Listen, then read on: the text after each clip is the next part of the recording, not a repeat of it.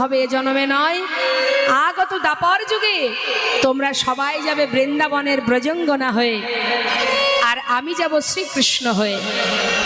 একটা রজনীতে তোমাদের সবার মনোবাঞ্ছা পূর্ণ করব, সেই দিন পর্যন্ত অপেক্ষা করে থাকবে। সবাই বলে উঠলেন, হে প্রভু, তবে বলে দাও কোন দিন।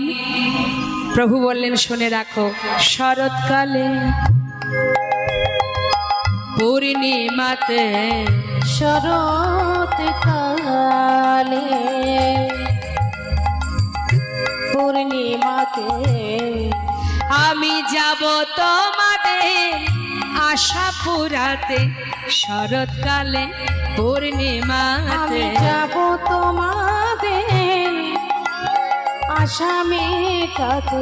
শরৎকালে পূর্ণিমাতে আমি যাব তোমাদের আশা পুরাতে।